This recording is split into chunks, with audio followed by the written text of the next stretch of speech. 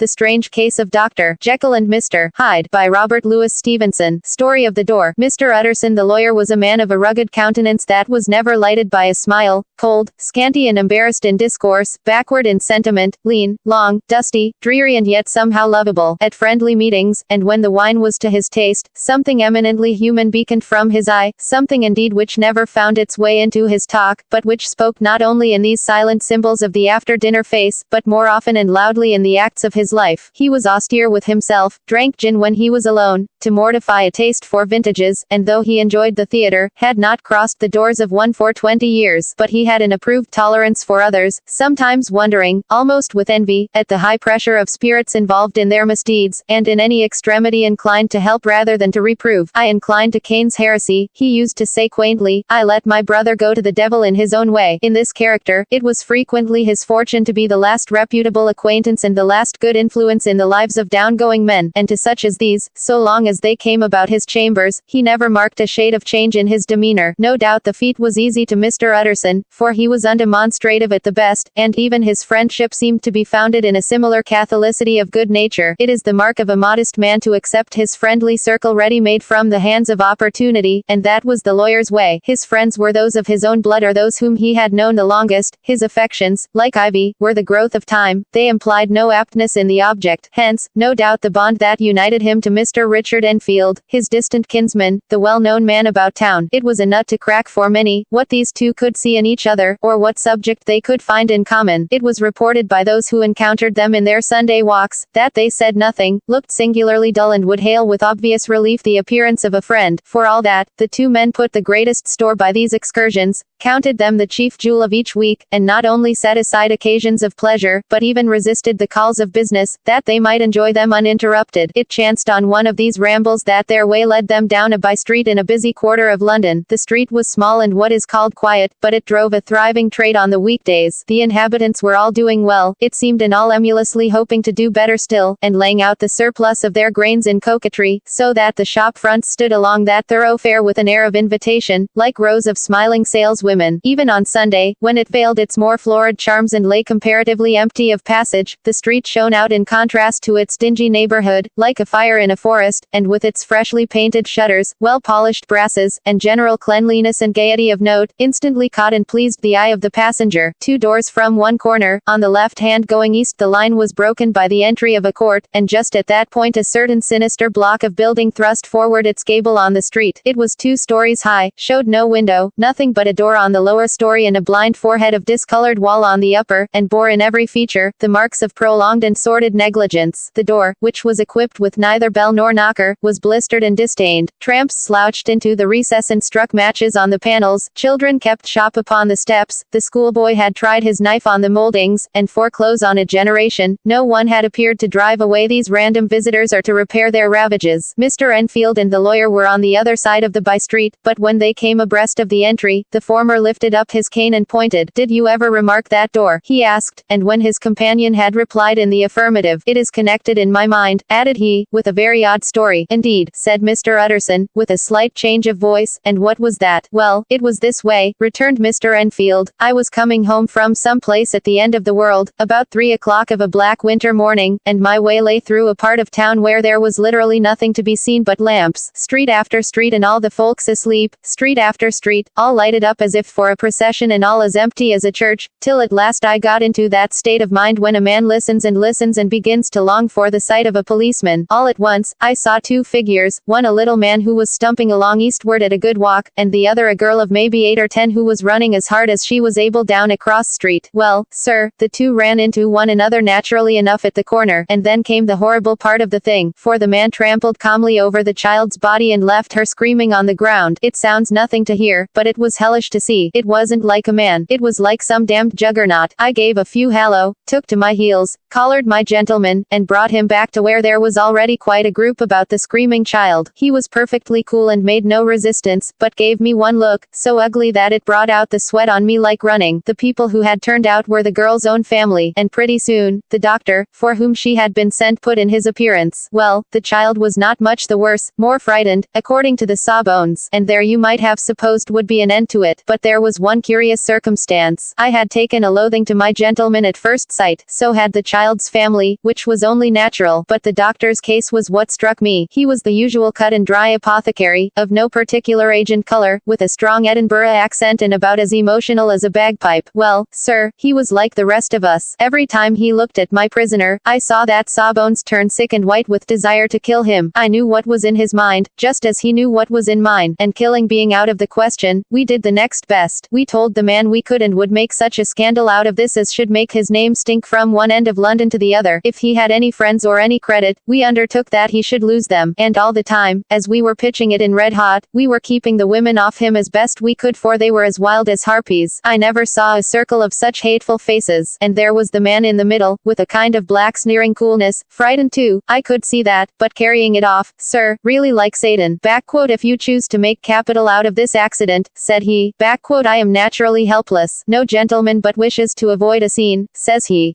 Name your figure. Well, we screwed him up to £100 for the child's family. He would have clearly liked to stick out, but there was something about the lot of us that meant mischief, and at last he struck. The next thing was to get the money, and where do you think he carried us but to that place with the door, whipped out a key, went in, and presently came back with the matter of £10 in gold and a cheque for the balance on Coutts's, drawn payable to bearer and signed with a name that I can't mention, though it's one of the points of my story, but it was a name at least very well known and often printed. The figure was stiff, but the signature was good for more than that if it was only genuine. I took the liberty of pointing out to my gentleman that the whole business looked apocryphal, and that a man does not, in real life, walk into a cellar door at 4 in the morning and come out with another man's cheque for clothes upon £100. But he was quite easy and sneering.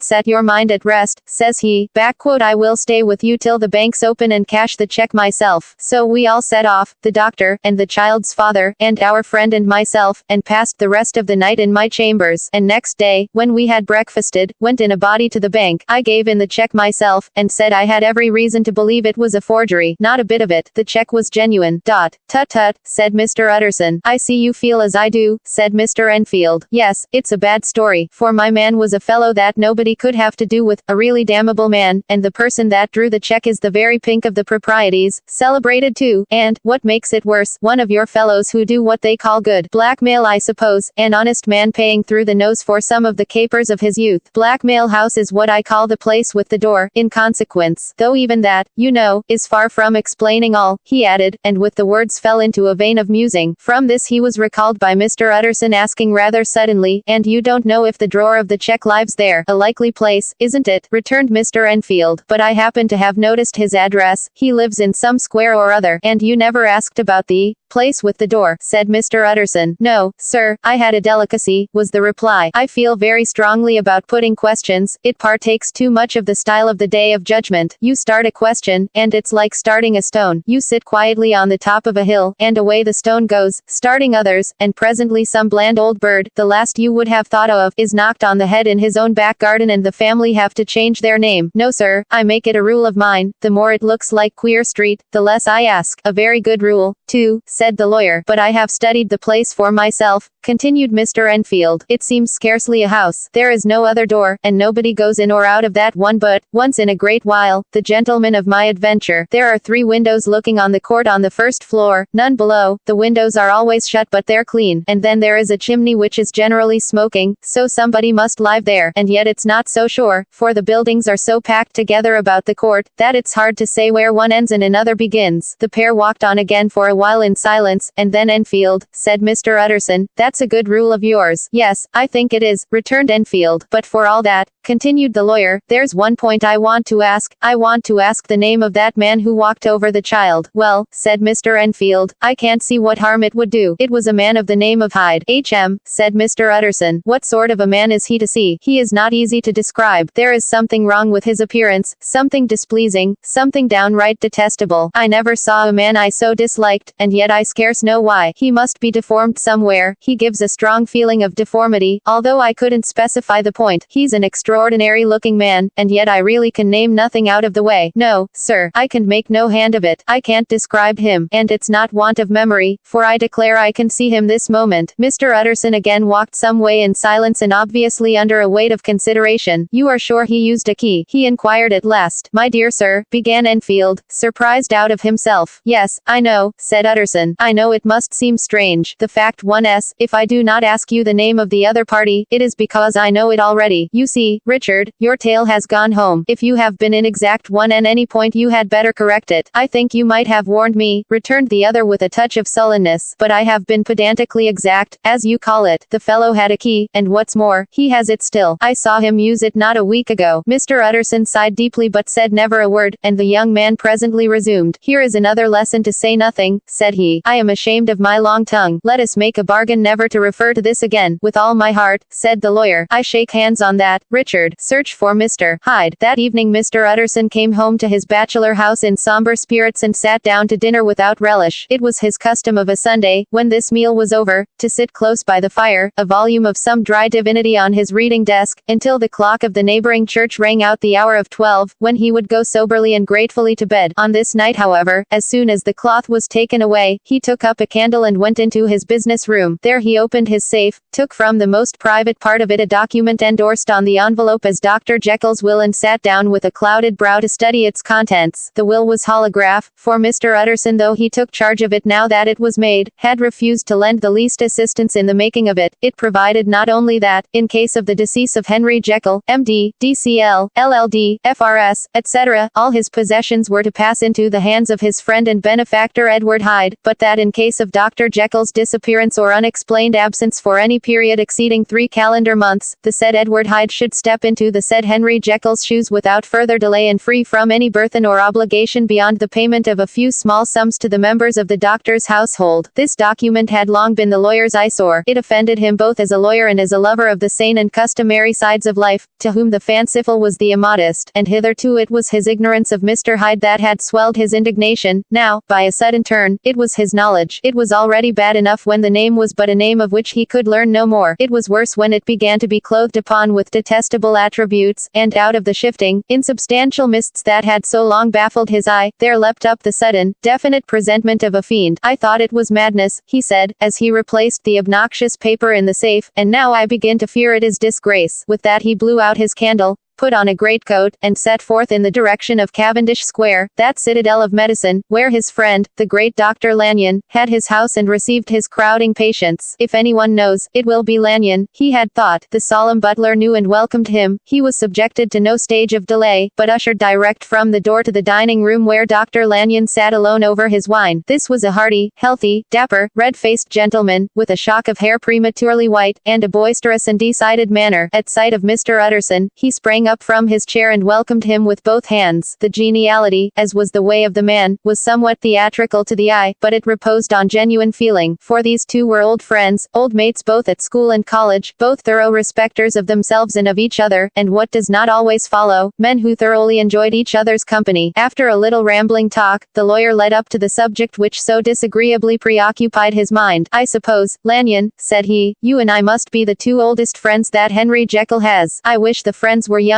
chuckled Dr. Lanyon, but I suppose we are, and what of that? I see little of him now. Indeed, said Utterson. I thought you had a bond of common interest. We had, was the reply, but it is more than 10 years since Henry Jekyll became too fanciful for me. He began to go wrong in mind, and though of course I continue to take an interest in him for old Saki's sake, as they say, I see and I have seen devilish little of the man. Such unscientific balderdash, added the doctor, flushing suddenly purple, would have estranged Damon and Pythias. This little spirit of temper was somewhat of a relief to Mr. Utterson. They have only differed on some point of science, he thought, and being a man of no scientific passions, except in the matter of conveyancing, he even added, it is nothing worse than that. He gave his friend a few seconds to recover his composure, and then approached the question he had come to put. Did you ever come across a protege of his, one Hyde? He asked. Hyde, repeated Lanyon. No, never heard of him, since my time. That was the amount of information that the lawyer carried back with him to the great, dark bed on which he tossed to and fro, until the small hours of the morning began to grow large. It was a night of little ease to his toiling mind, toiling in mere darkness and besieged by questions. 6 o'clock struck on the bells of the church that was so conveniently near to Mr. Utterson's dwelling, and still he was digging at the problem. Hitherto it had touched him on the intellectual side alone, but now his imagination also was engaged, or rather enslaved, and as he lay and tossed in the gross darkness of the night and the curtained room, Mr. Enfield's tale went by before his mind in a scroll of lighted pictures. He would be aware of the great field of lamps of a nocturnal city, then of the figure of a man walking swiftly, then of a child running from the doctors, and then these met, and that human juggernaut trod the child down and passed on regardless of her screams. Or else he would see a room in a rich house, where his friend lay asleep, dreaming and smiling at his dreams, and then the door of that room would be opened, the curtains of the bed plucked apart, the sleeper recalled, and lo, there would stand by his side a figure to whom power was given, and even at that dead hour, he must rise and do its bidding. The figure in these two phases haunted the lawyer all night, and if at any time he dozed over, it was but to see it glide more stealthily through sleeping houses, or move the more swiftly and still the more swiftly, even to dizziness, through wider labyrinths of lamp-lighted city, and at every street corner crush a child and leave her screaming, and still the figure had no face by which he might know it, even in his dreams, it had no face, or one that baffled him and melted before his eyes, and thus it was that there sprang up and grew apace in the lawyer's mind a singularly strong, almost an inordinate, curiosity to behold the features of the real Mr. Hyde. If he could but once set eyes on him, he thought the mystery would lighten and perhaps roll altogether away, as was the habit of mysterious things when well examined. He might see a reason for his friend's strange preference or bondage, call it which you please, and even for the startling clause of the will. At least it would be a face worth seeing, the face of a man who was without bowels of mercy, a face which had but to show itself to raise up, in the mind of the unimpressionable Enfield, a spirit of enduring hatred. From that time forward, Mr. Utterson began to haunt the door in the by-street of shops, in the morning before office hours, at noon when business was plenty, and time scarce, at night under the face of the fogged city moon, by all lights and at all hours of solitude or concourse, the lawyer was to be found on his chosen post. If he be Mr. Hyde, he had thought, I shall be Mr. Seek, and at last his patience was rewarded. It was a fine dry night, frost in the air, the streets as clean as a ballroom floor, the lamps, unshaken by any wind, drawing a regular pattern of light and shadow. By 10 o'clock, when the shops were closed,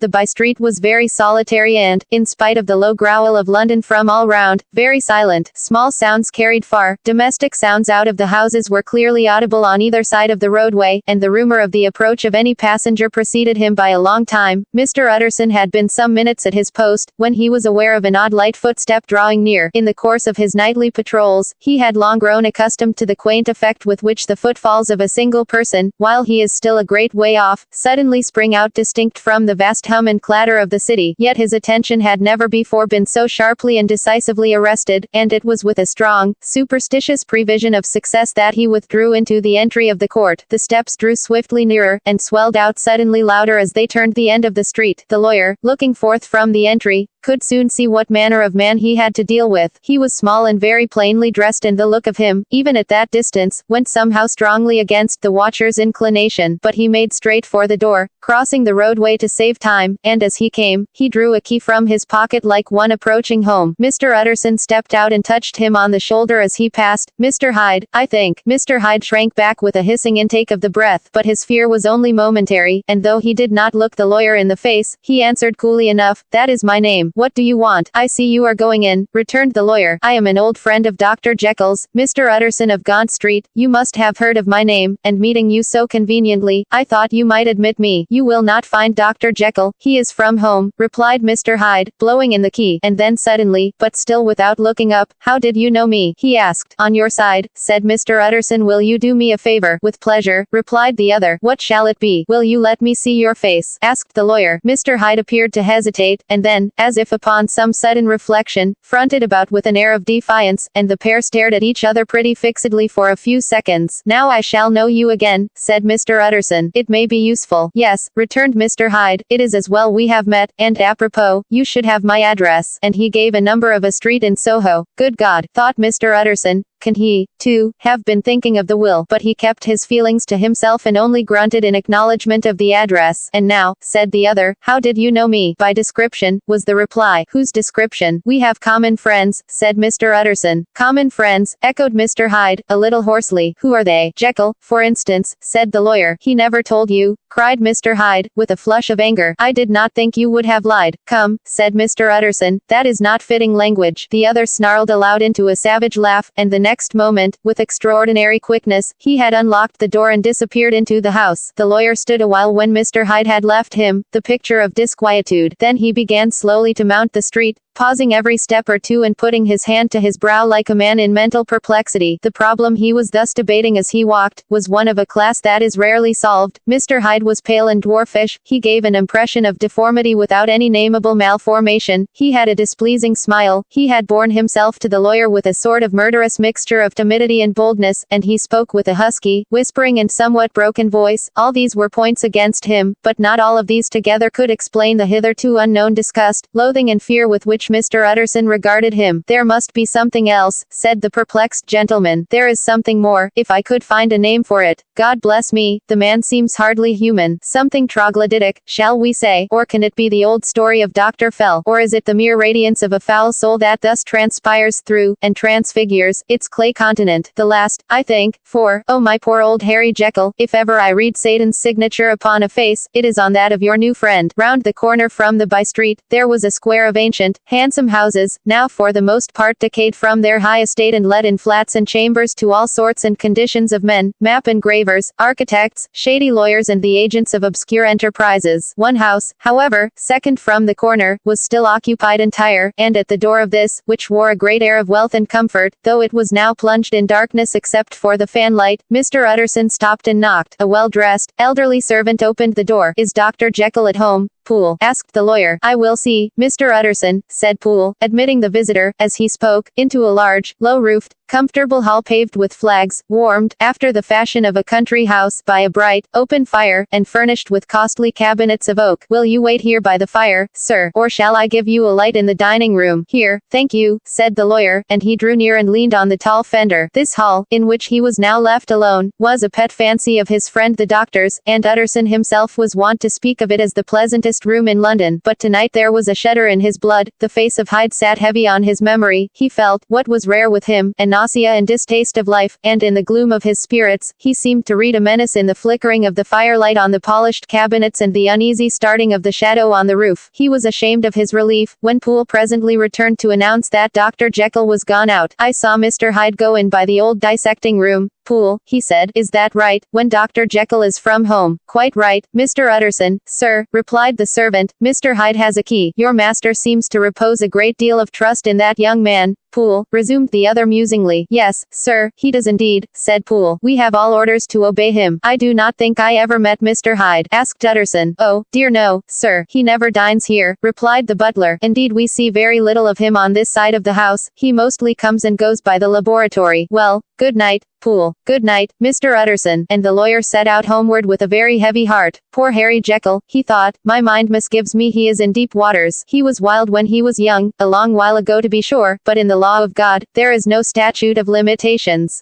It must be that, the ghost of some old sin, the cancer of some concealed disgrace, punishment coming, Claudo, years after memory has forgotten and self-love condoned the fault, and the lawyer, scared by the thought, brooded a while on his own past, groping in all the corners of memory, lest by chance some jack in the box of an old iniquity should leap to light there. His past was fairly blameless, few men could read the rolls of their life with less apprehension, yet he was humbled to the dust by the many ill things he had done, and raised up again into a sober and fearful gratitude by the many he had come so near to doing yet avoided, and then by a return on his former subject, he conceived a spark of hope. This Master Hyde, if he were studied, thought he, must have secrets of his own, black secrets, by the look of him, secrets compared to which poor Jekyll's worst would be like sunshine. Things cannot continue as they are. It turns me cold to think of this creature stealing like a thief to Harry's bedside. Poor Harry, what awakening, and the danger of it, for if this Hyde suspects the existence of the will, he may grow impatient to inherit. I must put my shoulders to the wheel, if Jekyll will but let me, he added, if Jekyll will only let me, for once more he saw before his mind's eye, as clear as transparency, the strange clauses of the will. Dr. Jekyll was quite at ease. A fortnight later, by excellent good fortune, the doctor gave one of his pleasant dinners to some 5 or 6 old cronies, all intelligent, reputable men and all judges of good wine, and Mr. Utterson so contrived that he remained behind after the others had departed. This was no new arrangement, but a thing that had befallen many scores of times. Where Utterson was liked, he was liked well. Hosts loved to detain the dry lawyer, when the light-hearted and loose-tongued had already their foot on the threshold, they liked to sit a while in his unobtrusive company, practicing for solitude, sobering their minds in the man's rich silence after the expense and strain of gaiety. To this rule, Dr. Jekyll was no exception, and as he now sat on the opposite side of the fire, a large, well-made, smooth-faced man of 50, with something of a stylish cast perhaps, but every mark of capacity and kindness, you could see by his looks that he cherished for Mr. Utterson a sincere and warm affection. "I have been wanting to speak to you, Jekyll," began the latter. "You know that will of yours." A close observer might have gathered that the topic was distasteful,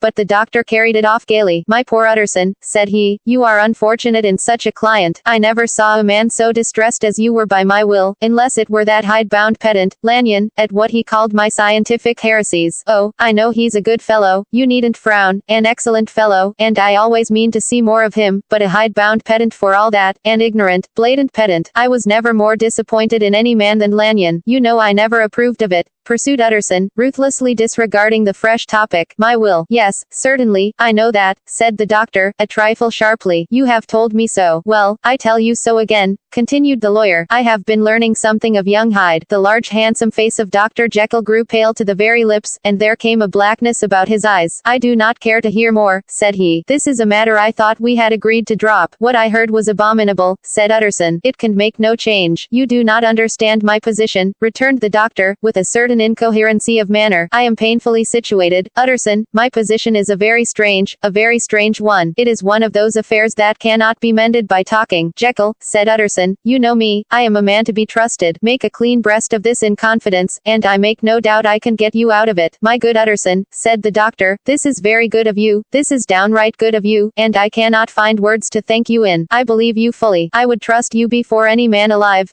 before myself, if I could make the choice, but indeed it isn't what you fancy, it is not as bad as that, and just to put your good heart at rest, I will tell you one thing, the moment I choose, I can be rid of Mr. Hyde. I give you my hand upon that, and I thank you again and again, and I will just add one little word, Utterson, that I'm sure you will take in good part. This is a private matter, and I beg of you to let it sleep." Utterson reflected a little, looking in the fire. "I have no doubt you are perfectly right," he said at last, getting to his feet. "Well, but since we have touched upon this business, and for the last time I hope," continued the doctor, "there is one point I should like you to understand. I have really a very great interest in poor Hyde. I know you have seen him, he told me so, and I fear he was rude, but I do sincerely take a very great interest in that young man, and if I am taken away, Utterson, I wish you to promise me that you will bear with him and get his rights for him. I think you would, if you knew all, and it would be a weight off my mind if you would promise." "I can't pretend that I shall ever like him," said the lawyer. "I don't ask that," pleaded Jekyll, laying his hand upon the other's arm. "I only ask for justice. I only ask you to help him for my sake, when I am no longer here." Utterson heaved an irrepressible sigh. "Well," said he, "I promise." The Carew murder case. Nearly a year later, in the month of October, 18, London was startled by a crime of singular ferocity and rendered all the more notable by the high position of the victim. The details were few and startling. A maidservant living alone in a house not far from the river, had gone upstairs to bed about 11. Although a fog rolled over the city in the small hours, the early part of the night was cloudless, and the lane, which the maid's window overlooked, was brilliantly lit by the full moon. It seems she was romantically given, for she sat down upon her box, which stood immediately under the window, and fell into a dream of musing. Never, she used to say, with streaming tears, when she narrated that experience, never had she felt more at peace with all men or thought more kindly of the world, and as she so sat she became aware of an aged beautiful gentleman with white hair, drawing near along the lane, and advancing to meet him, another and very small gentleman, to whom at first she paid less attention. When they had come within speech, which was just under the maid's eyes, the older man bowed and accosted the other with a very pretty manner of politeness. It did not seem as if the subject of his address were of great importance. Indeed, from his pointing, it sometimes appeared as if he were only inquiring his way, but the moon shone on his face as he spoke, and the girl was pleased to watch it. It seemed to breathe such an innocent and old-world kindness of disposition, yet with something high too, as of a well-founded self-content. Presently her eye wandered to the other, and she was surprised to recognize in him a certain Mr. Hyde, who had once visited her master and for whom she had conceived a dislike. He had in his hand a heavy cane, with which he was trifling, but he answered never a word, and seemed to listen with an ill-contained impatience. And then all of a sudden he broke out in a great flame of anger, stamping with his foot, brandishing the cane, and carrying on, as the maid described it, like a madman. The old gentleman took a step back, with the air of one very much surprised and a trifle hurt, and at that Mr. Hyde broke out of all bounds and clubbed him to the earth, and next next moment, with ape-like fury, he was trampling his victim underfoot and hailing down a storm of blows, under which the bones were audibly shattered and the body jumped upon the roadway. At the horror of these sights and sounds, the maid fainted. It was 2 o'clock when she came to herself and called for the police. The murderer was gone long ago, but there lay his victim in the middle of the lane, incredibly mangled. The stick with which the deed had been done, although it was of some rare and very tough and heavy wood, had broken in the middle under the stress of this insensate cruelty, and one splintered half had rolled in the neighboring gutter, the other, without doubt, had been carried away by the murderer. A purse and gold watch were found upon the victim, but no cards or papers, except a sealed and stamped envelope, which he had been probably carrying to the post, and which bore the name and address of Mr. Utterson. This was brought to the lawyer the next morning, before he was out of bed, and he had no sooner seen it and been told the circumstances, than he shot out a solemn lip. "I shall say nothing till I have seen the body," said he. "This may be very serious. Have the kindness to wait while I dress." And with the same grave countenance he hurried through his breakfast and drove to the police station, whither the body had been carried. As soon as he came into the cell, he nodded. "Yes," said he, "I recognize him. I am sorry to say that this is Sir Danvers Carew." "Good God, sir," exclaimed the officer, "is it possible?" And the next moment his eye lighted up with professional ambition. "This will make a deal of noise," he said, "and perhaps you can help us to the man." And he briefly narrated what the maid had seen, and showed the broken stick. Mr. Utterson had already quailed at the name of Hyde, but when the stick was laid before him, he could doubt no longer. Broken and battered as it was, he recognized it for one that he had himself presented many years before to Henry Jekyll. "Is this Mr. Hyde a person of small stature?" he inquired. "Particularly small and particularly wicked-looking, is what the maid calls him," said the officer. Mr. Utterson reflected, and then, raising his head, "If you will come with me in my cab," he said, "I think I can take you to his house." It was by this time about 9 in the morning, and the first fog of the season. A great chocolate-colored pall lowered over heaven, but the wind was continually charging and routing these embattled vapors, so that as the cab crawled from street to street, Mr. Utterson beheld a marvelous number of degrees and hues of twilight, for here it would be dark like the back end of evening, and there would be a glow of a rich, lurid brown, like the light of some strange conflagration, and here, for a moment, the fog would be quite broken up, and a haggard shaft of daylight would glance in between the swirling wreaths. The dismal quarter of Soho seen under these changing glimpses, with its muddy ways, and slatternly passengers, and its lamps, which had never been extinguished or had been kindled afresh to combat this mournful reinvasion of darkness, seemed, in the lawyer's eyes, like a district of some city in a nightmare. The thoughts of his mind, besides, were of the gloomiest dye, and when he glanced at the companion of his drive, he was conscious of some touch of that terror of the law and the law's officers, which may at times assail the most honest. As the cab drew up before the address indicated, the fog lifted a little and showed him a dingy street, a gin palace, a low French eating house, a shop for the retail of penny numbers and 2-penny salads, many ragged children huddled in the doorways, and many women of many different nationalities passing out,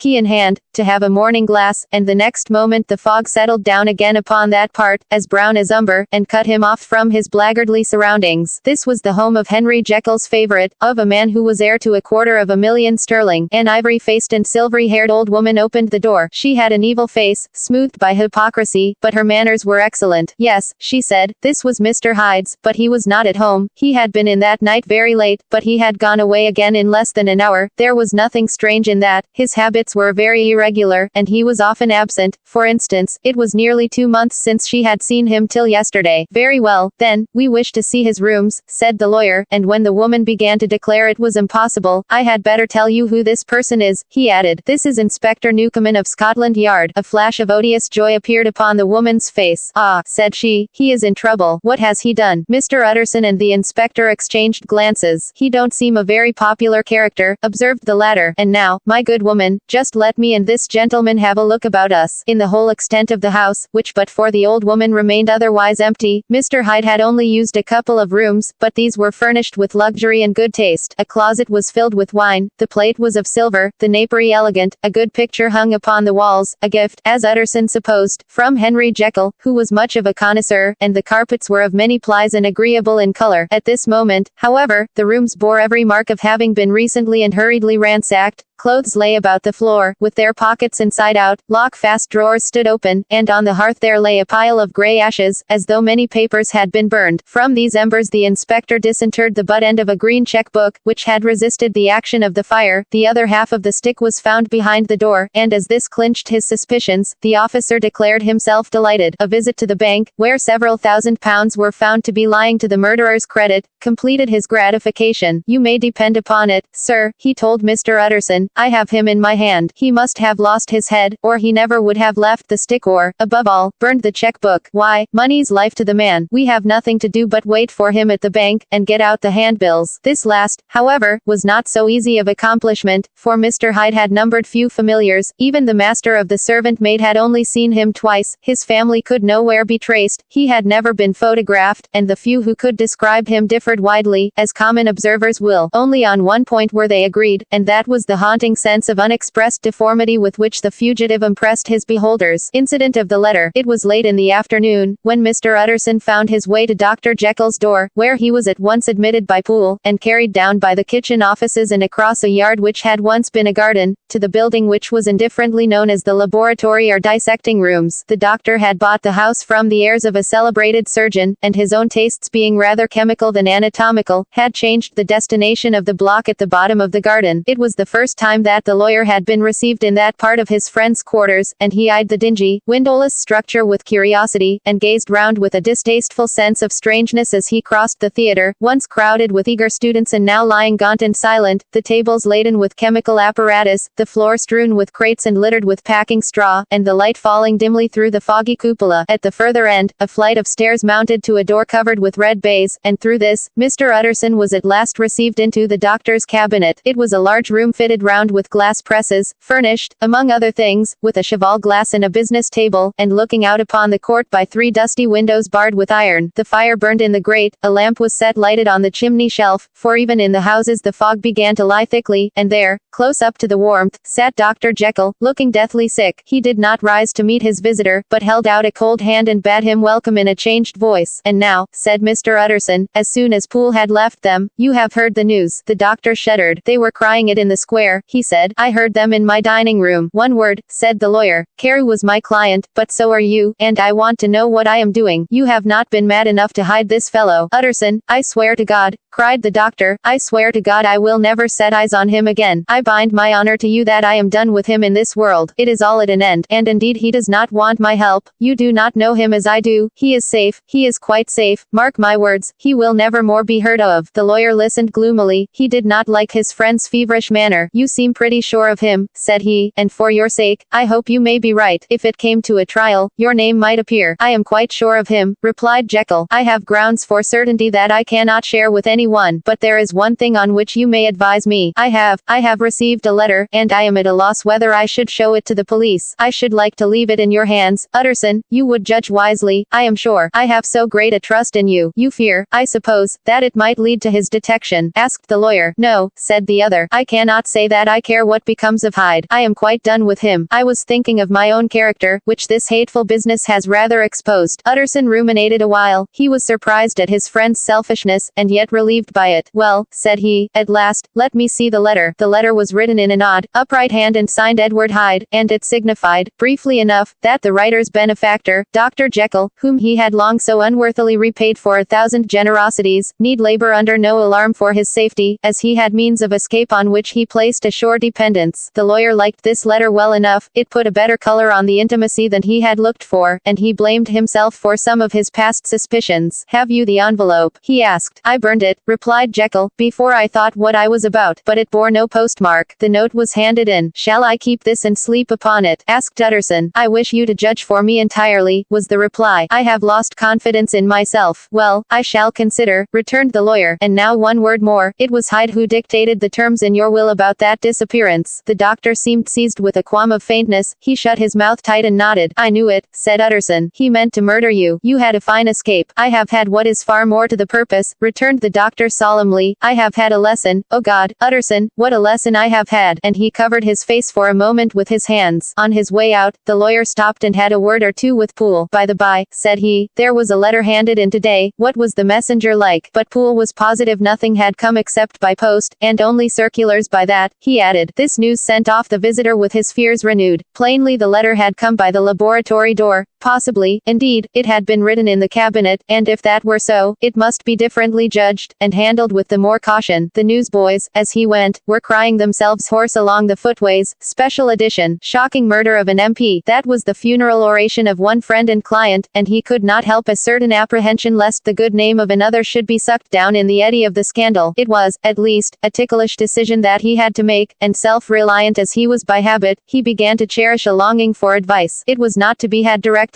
but perhaps, he thought, it might be fished for. Presently after, he sat on one side of his own hearth, with Mr. Guest, his head clerk, upon the other, and midway between, at a nicely calculated distance from the fire, a bottle of a particular old wine that had long dwelt unsunned in the foundations of his house. The fog still slept on the wing above the drowned city, where the lamps glimmered like carbuncles, and through the muffle and smother of these fallen clouds, the procession of the town's life was still rolling in through the great arteries with a sound as of a mighty wind, but the room was gay with firelight. In the bottle the acids were long ago resolved, the imperial dye had softened with time, as the color grows richer in stained windows, and the glow of hot autumn afternoons on hillside vineyards, was ready to be set free and to disperse the fogs of London. Insensibly the lawyer melted. There was no man from whom he kept fewer secrets than Mr. Guest, and he was not always sure that he kept as many as he meant. Guest had often been on business to the doctors, he knew Poole, he could scarce have failed to hear of Mr. Hyde's familiarity about the house, he might draw conclusions. Was it not as well, then, that he should see a letter which put that mystery to right, and above all since Guest, being a great student and critic of handwriting, would consider the step natural and obliging. The clerk, besides, was a man of counsel, he could scarce read so strange a document without dropping a remark, and by that remark Mr. Utterson might shape his future course. This is a sad business about Sir Danvers, he said. Yes, sir, indeed, it has elicited a great deal of public feeling, returned Guest. The man, of course, was mad. I should like to hear your views on that, replied Utterson. I have a document here in his handwriting. It is between ourselves, for I scarce know what to do about it. It is an ugly business at the best, but there it is, quite in your way, a murderer's autograph. Guest's eyes brightened, and he sat down at once and studied it with passion. No, sir, he said, not mad, but it is an odd hand, and by all accounts a very odd writer, added the lawyer. Just then the servant entered with a note. Is that from Dr. Jekyll, sir? Inquired the clerk. I thought I knew the writing. Anything private, Mr. Utterson? Only an invitation to dinner. Why, do you want to see it? One moment. I thank you, sir, and the clerk laid the 2 sheets of paper alongside and sedulously compared their contents. Thank you, sir, he said at last, returning both. It's a very interesting autograph. There was a pause, during which Mr. Utterson struggled with himself. Why did you compare them? Guest, he inquired suddenly. Well, sir, returned the clerk, there's a rather singular resemblance. The 2 hands are in many points identical, only differently sloped. Rather quaint, said Utterson. It is, as you say, rather quaint, returned Guest. I wouldn't speak of this note, you know, said the master. No, sir, said the clerk. I understand. But no sooner was Mr. Utterson alone that night, than he locked the note into his safe, where it reposed from that time forward. What, he thought, Henry Jekyll forged for a murderer, and his blood ran cold in his veins. Incident of Dr. Lanyon. Time ran on. Thousands of pounds were offered in reward, for the death of Sir Danvers was resented as a public injury, but Mr. Hyde had disappeared out of the ken of the police as though he had never existed. Much of his past was unearthed, indeed, and all disreputable. Tales came out of the man's cruelty, at once so callous and violent, of his vile life, of his strange associates, of the hatred that seemed to have surrounded his career, but of his present whereabouts, not a whisper. From the time he had left the house in Soho on the morning of the murder, he was simply blotted out, and gradually, as time drew on, Mr. Utterson began to recover from the hotness of his alarm, and to grow more at quiet with himself. The death of Sir Danvers was, to his way of thinking, more than paid for by the disappearance of Mr. Hyde. Now that that evil influence had been withdrawn, a new life began for Dr. Jekyll. He came out of his seclusion, renewed relations with his friends, became once more their familiar guest and entertainer, and whilst he had always been known for charities, he was now no less distinguished for religion. He was busy, he was much in the open air, he did good, his face seemed to open and brighten, as if with an inward consciousness of service, and for more than 2 months, the doctor was at peace. On the 8th of January Utterson had dined at the doctor's with a small party. Lanyon had been there, and the face of the host had looked from one to the other as in the old days when the trio were inseparable friends. On the 12th, and again on the 14th, the door was shut against the lawyer. The doctor was confined to the house, Poole said, and saw no one. On the 15th, he tried again, and was again refused, and having now been used moved for the last 2 months to see his friend almost daily. He found this return of solitude to weigh upon his spirits. The 5th night he had in guest to dine with him, and the 6th he betook himself to Dr. Lanyon's. There at least he was not denied admittance, but when he came in, he was shocked at the change which had taken place in the doctor's appearance. He had his death warrant written legibly upon his face. The rosy man had grown pale, his flesh had fallen away, he was visibly balder and older, and yet it was not so much these tokens of a swift physical decay that arrested the lawyer's notice, as a look in the eye and quality of manner that seemed to testify to some deep-seated terror of the mind. It was unlikely that the doctor should fear death, and yet that was what Utterson was tempted to suspect. Yes, he thought, he is a doctor, he must know his own state and that his days are counted, and the knowledge is more than he can bear. And yet when Utterson remarked on his ill looks, it was with an air of great firmness that Lanyon declared himself a doomed man. I have had a shock, he said, and I shall never recover. It is a question of weeks. Well, life has been pleasant. I liked it. Yes, sir, I used to like it. I sometimes think if we knew all, we should be more glad to get away. Jekyll is ill, too, observed Utterson. Have you seen him? But Lanyon's face changed, and he held up a trembling hand. I wish to see or hear no more of Dr. Jekyll, he said in a loud, unsteady voice. I am quite done with that person, and I beg that you will spare me any allusion to one whom I regard as dead. Tut tut, said Mr. Utterson, and then after a considerable pause, can't I do anything? He inquired. We are 3 very old friends, Lanyon, we shall not live to make others. Nothing can be done, returned Lanyon, ask himself. He will not see me, said the lawyer. I am not surprised at that, was the reply. Some day, Utterson, after I am dead, you may perhaps come to learn the right and wrong of this. I cannot tell you, and in the meantime, if you can sit and talk with me of other things, for God's sake, stay and do so, but if you cannot keep clear of this accursed topic, then in God's name, go, for I cannot bear it. As soon as he got home, Utterson sat down and wrote to Jekyll, complaining of his exclusion from the house, and asking the cause of this unhappy break with Lanyon, and the next day brought him a long answer, often very pathetically worded, and sometimes darkly mysterious in drift. The quarrel with Lanyon was incurable. I do not blame our old friend, Jekyll wrote, but I share his view that we must never meet. I mean from henceforth to lead a life of extreme seclusion. You must not be surprised, nor must you doubt my friendship, if my door is often shut even to you. You must suffer me to go my own dark way. I have brought on myself a punishment and a danger that I cannot name. If I am the chief of sinners, I am the chief of sufferers also. I could not think that this earth contained a place for sufferings and terrors so unmanning, and you can do but one thing, Utterson, to lighten this destiny, and that is to respect my silence. Utterson was amazed. The dark influence of Hyde had been withdrawn. The doctor had returned to his old tasks and amenities. A week ago, the prospect had smiled with every promise of a cheerful and an honored age, and now in a moment, friendship, and peace of mind, and the whole tenor of his life were wrecked. So great and unprepared a change pointed to madness, but in view of Lanyon's manner and words, there must lie for it some deeper ground. A week afterwards Dr. Lanyon took to his bed, and in something less than a fortnight he was dead. The night after the funeral, at which he had been sadly affected, Utterson locked the door of his business room, and sitting there by the light of a melancholy candle, drew out and set before him an envelope addressed by the hand and sealed with the seal of his dead friend, private, for the hands of G.J. Utterson alone, and in case of his predeceased to be destroyed unread, so it was emphatically superscribed, and the lawyer dreaded to behold the contents. I have buried one friend today, he thought, what if this should cost me another? And then he condemned the fear as a disloyalty, and broke the seal. Within there was another enclosure, likewise sealed, and marked upon the cover as not to be opened till the death or disappearance of Dr. Henry Jekyll. Utterson could not trust his eyes. Yes, it was disappearance. Here again, as in the mad will which he had long ago restored to its author, here again were the idea of a disappearance and the name of Henry Jekyll bracketed. But in the will, that idea had sprung from the sinister suggestion of the man Hyde. It was set there with a purpose all too plain and horrible. Written by the hand of Lanyon, what should it mean? A great curiosity came on the trustee, to disregard the prohibition and dive at once to the bottom of these mysteries, but professional honor and faith to his dead friend were stringent obligations, and the packet slept in the inmost corner of his private safe. It is one thing to mortify curiosity, another to conquer it, and it may be doubted if, from that day forth, Utterson desired the society of his surviving friend with the same eagerness. He thought of him kindly, but his thoughts were disquieted and fearful. He went to call indeed, but he was perhaps relieved to be denied admittance. Perhaps, in his heart, he preferred to speak with Poole upon the doorstep and surrounded by the air and sounds of the open city, rather than to be admitted into that house of voluntary bondage, and to sit and speak with its inscrutable recluse. Poole had, indeed, no very pleasant news to communicate. The doctor, it appeared, now more than ever confined confined himself to the cabinet over the laboratory, where he would sometimes even sleep. He was out of spirits, he had grown very silent, he did not read, it seemed as if he had something on his mind. Utterson became so used to the unvarying character of these reports, that he fell off little by little in the frequency of his visits. Incident at the window. It chanced on Sunday, when Mr. Utterson was on his usual walk with Mr. Enfield, that their way lay once again through the by-street, and that when they came in front of the door, both stopped to gaze on it. Well, said Enfield, that story's at an end at least. We shall never see more of Mr. Hyde. I hope not, said Utterson. Did I ever tell you that I once saw him, and shared your feeling of repulsion? It was impossible to do the one without the other, returned Enfield. And by the way, what an ass you must have thought me, not to know that this was a back way to Dr. Jekyll's. It was partly your own fault that I found it out, even when I did. So you found it out, did you? Said Utterson. But if that be so, we may step into the court and take a look at the windows. To tell you the truth, I am uneasy about poor Jekyll, and even outside, I feel as if the presence of a friend might do him good. The court was very cool and a little damp, and full of premature twilight, although the sky, high up overhead, was still bright with sunset. The middle one of the three windows was halfway open, and sitting close beside it, taking the air with an infinite sadness of mien, like some disconsolate prisoner, Utterson saw Dr. Jekyll. What, Jekyll? He cried. I trust you are better. I am very low, Utterson, replied the doctor drearily, very low. It will not last long, thank God. You stay too much indoors, said the lawyer.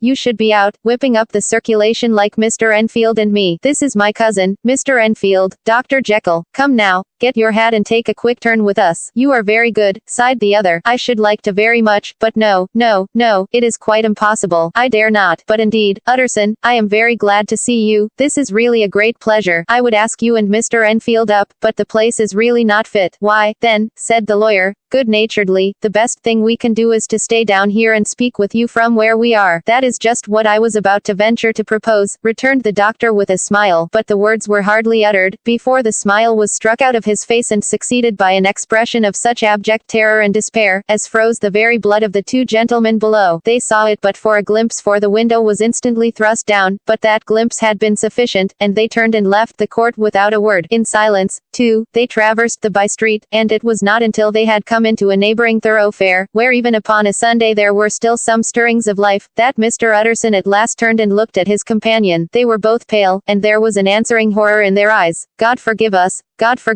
said Mr. Utterson, but Mr. Enfield only nodded his head very seriously, and walked on once more in silence. The last night, Mr. Utterson was sitting by his fireside one evening after dinner, when he was surprised to receive a visit from Poole. Bless me, Poole, what brings you here? He cried, and then taking a second look at him, what ails you? He added, is the doctor ill? Mr. Utterson, said the man, there is something wrong. Take a seat, and here is a glass of wine for you, said the lawyer. Now, take your time, and tell me plainly what you want. You know the doctor's ways, sir, replied Poole, and how he shuts himself up. Well, he's shut up again in the cabinet, and I don't like it, sir. I wish I may die if I like it. Mr. Utterson, sir, I'm afraid. Now, my good man, said the lawyer, be explicit. What are you afraid of? I've been afraid for about a week, returned Poole, doggedly disregarding the question, and I can bear it no more. The man's appearance amply bore out his words. His manner was altered for the worse, and except for the moment when he had first announced his terror, he had not once looked the lawyer in the face. Even now, he sat with the glass of wine untasted on his knee, and his eyes directed to a corner of the floor. I can bear it no more, he repeated. Come, said the lawyer, I see you have some good reason. Poole, I see there is something seriously amiss. Try to tell me what it is. I think there's been foul play, said Poole, hoarsely. Foul play, cried the lawyer, a good deal frightened and rather inclined to be irritated in consequence. What foul play? What does the man mean? I daren't say, sir, was the answer, but will you come along with me and see for yourself? Mr. Utterson's only answer was to rise and get his hat and greatcoat, but he observed with wonder the greatness of the relief that appeared upon the butler's face, and perhaps with no less, that the wine was still untasted when he set it down to follow. It was a wild, cold, seasonable night of March, with a pale moon, lying on her back as though the wind had tilted her, and flying rack of the most diaphanous and lawny texture. The wind made talking difficult, and flecked the blood into the face. It seemed to have swept the streets unusually bare of passengers, besides, for Mr. Utterson thought he had never seen that part of London so deserted. He could have wished it otherwise. Never in his life had he been conscious of so sharp a wish to see and touch his fellow creatures, for struggle as he might, there was borne in upon his mind mind a crushing anticipation of calamity. The square, when they got there, was full of wind and dust, and the thin trees in the garden were lashing themselves along the railing. Poole, who had kept all the way a pace or two ahead, now pulled up in the middle of the pavement, and in spite of the biting weather, took off his hat and mopped his brow with a red pocket handkerchief. But for all the hurry of his coming, these were not the dews of exertion that he wiped away, but the moisture of some strangling anguish, for his face was white and his voice, when he spoke, harsh and broken. "Well, sir," he said, "here we are, and God grant there be nothing wrong." "Amen, Poole," said the lawyer. Thereupon the servant knocked in a very guarded manner, the door was opened on the chain, and a voice asked from within, "Is that you, Poole?" "It's all right," said Poole. "Open the door." The hall, when they entered it, was brightly lighted up, the fire was built high, and about the hearth the whole of the servants, men and women, stood huddled together like a flock of sheep. At the sight of Mr. Utterson, the housemaid broke into hysterical whimpering, and the cook, crying out "Bless God, it's Mr. Utterson," ran forward as if to take him in her arms. What,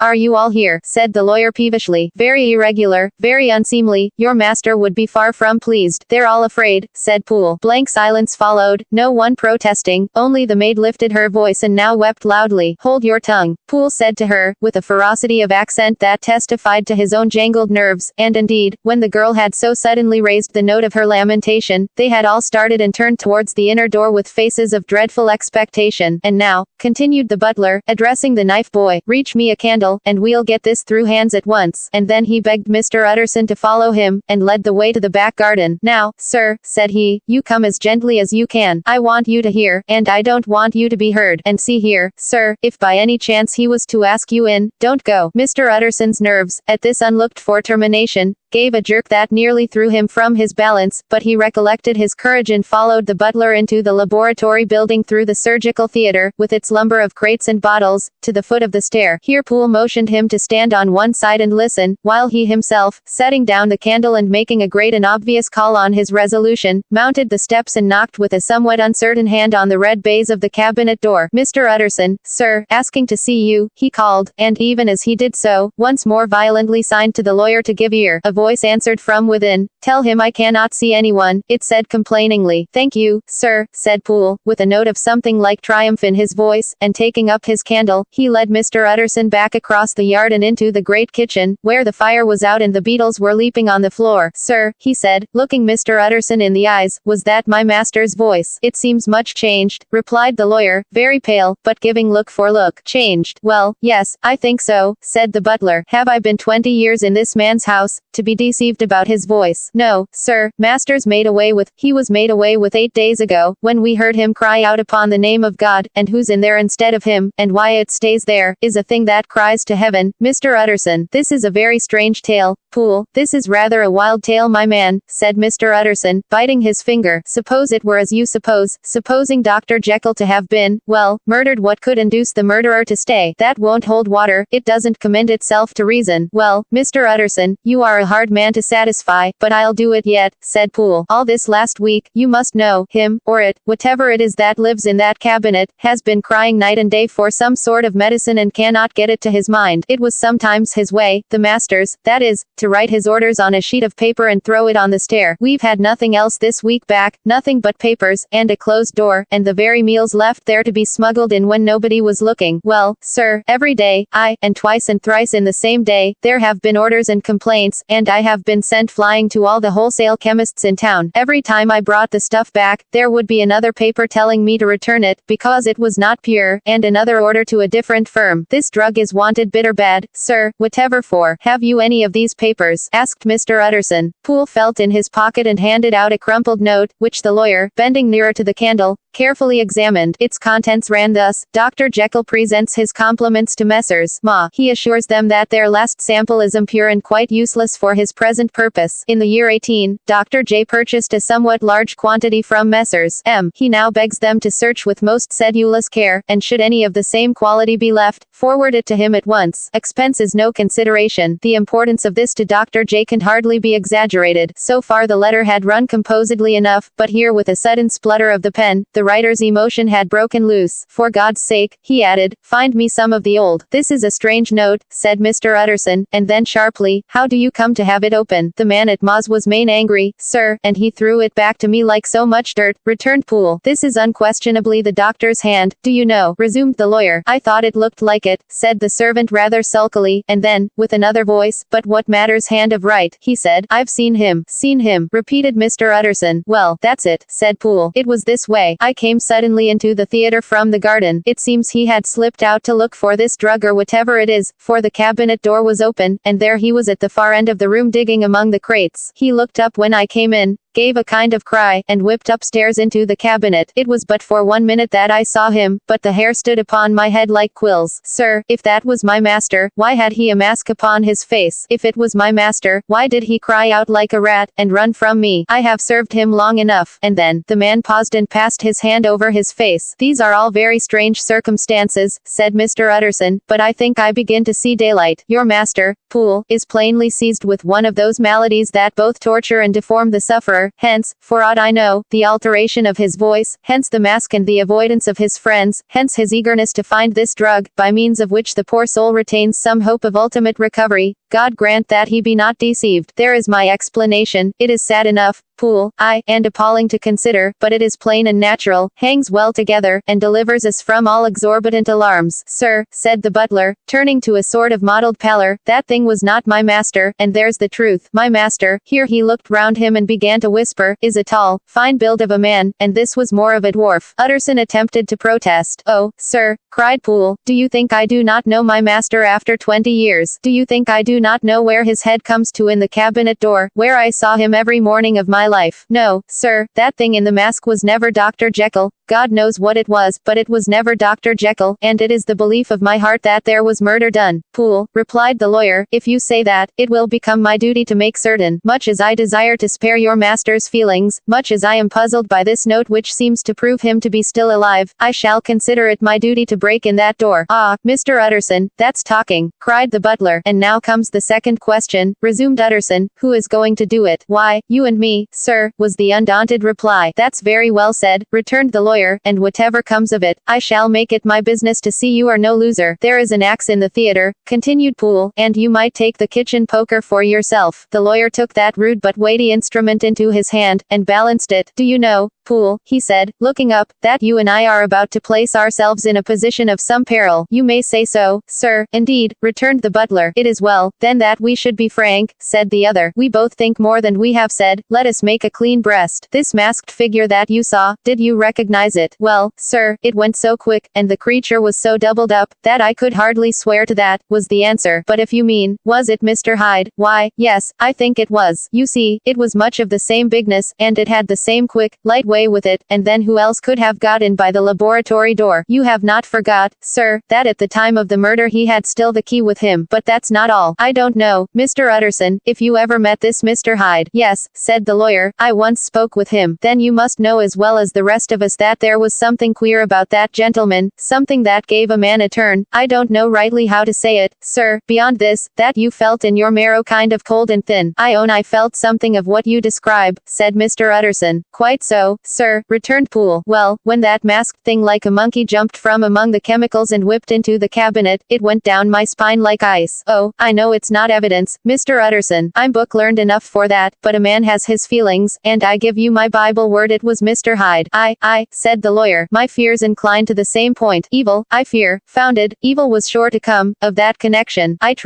believe you. I believe poor Harry is killed, and I believe his murderer, for what purpose, God alone can tell, is still lurking in his victim's room. Well, let our name be Vengeance. Call Bradshaw. The footman came at the summons, very white and nervous. Put yourself together, Bradshaw, said the lawyer. This suspense, I know, is telling upon all of you, but it is now our intention to make an end of it. Poole, here, and I are going to force our way into the cabinet. If all is well, my shoulders are broad enough to bear the blame. Meanwhile, lest anything should really be amiss, or any malefactor seek to escape by the back, you and the boy must go round the corner with a pair of good sticks and take your post at the laboratory door. We give you 10 minutes, to get to your stations. As Bradshaw left, the lawyer looked at his watch. And now, Poole, let us get to ours, he said, and taking the poker under his arm, led the way into the yard. The scud had banked over the moon, and it was now quite dark. The wind, which only broke in puffs and drafts into that deep well of building, tossed the light of the candle to and fro about their steps, until they came into the shelter of the theatre, where they sat down silently to wait. London hummed solemnly all around, but nearer at hand, the stillness was only broken by the sounds of a footfall moving to and fro along the cabinet floor. So it will walk all day, sir, whispered Poole. Aye, and the better part of the night. Only when a new sample comes from the chemist, there's a bit of a break. Ah, it's an ill conscience that's such an enemy to rest. Ah, sir, there's blood foully shed in every step of it. But hark again, a little closer.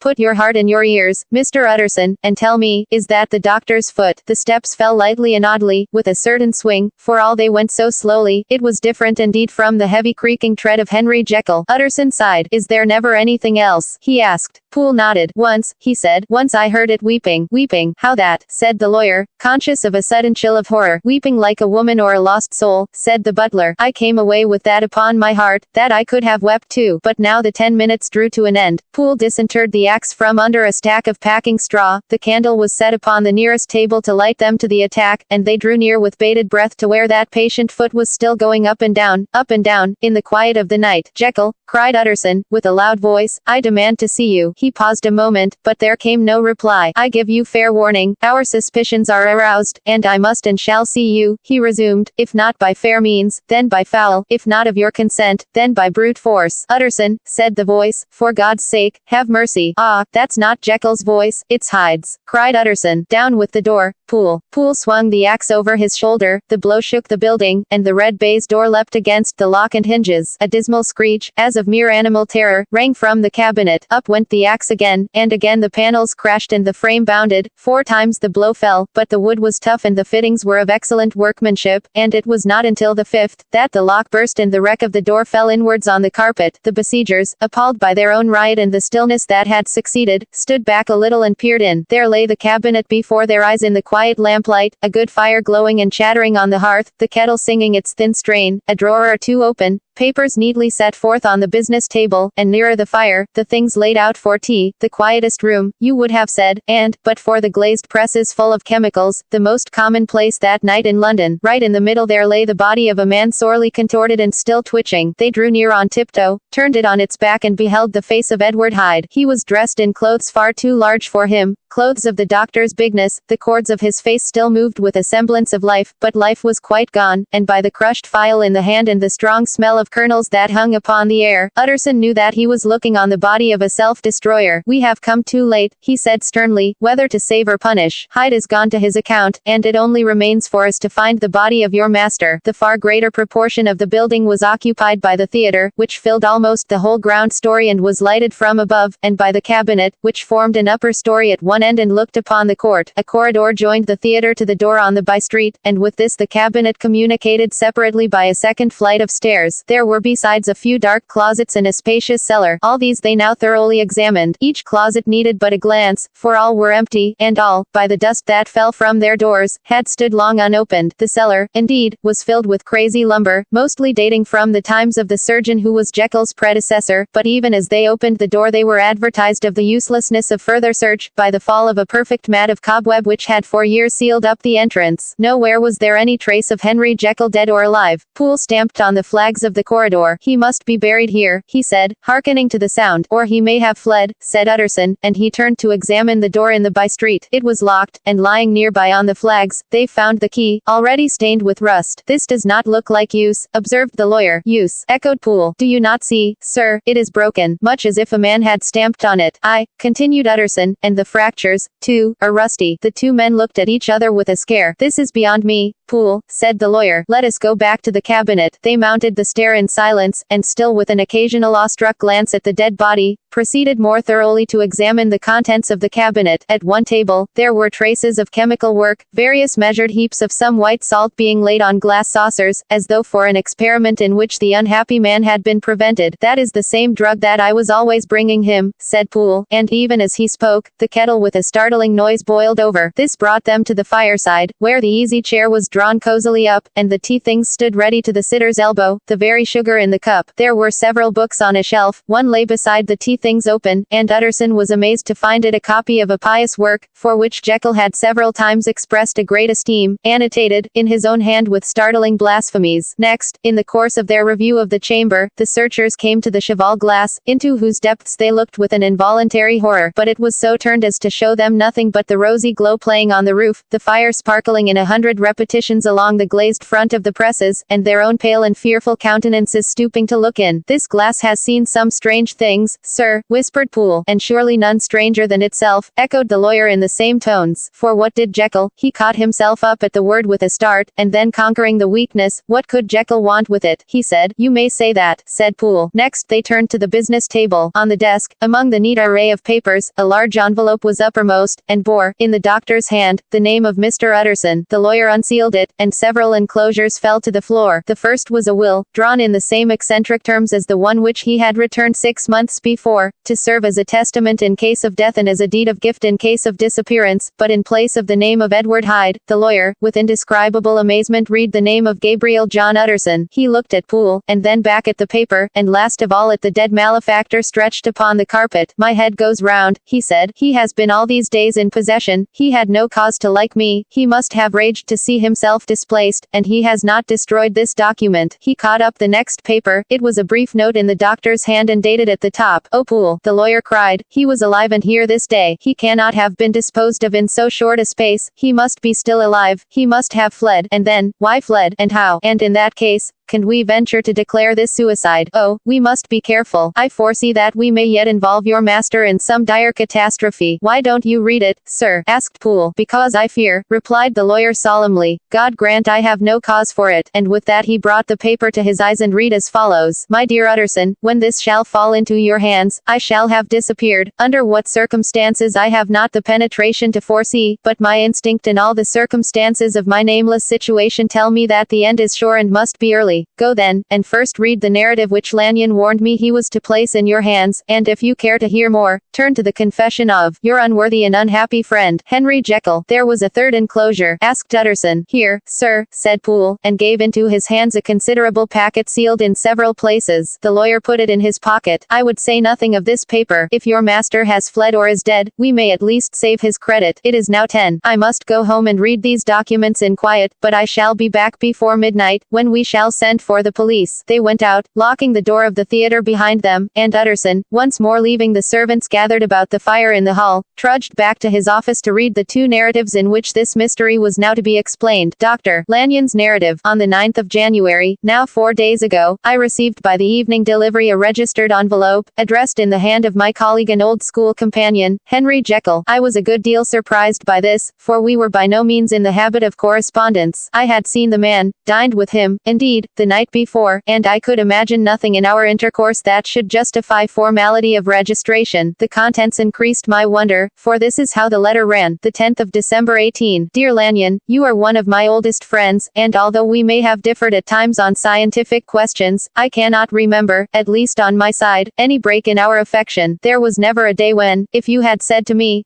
Jekyll, my life, my honor, my reason, depend upon you, I would not have sacrificed my left hand to help you. Lanyon, my life, my honor, my reason, are all at your mercy. If you fail me tonight, I am lost. You might suppose, after this preface, that I am going to ask you for something dishonorable to grant. Judge for yourself. I want you to postpone all other engagements for tonight.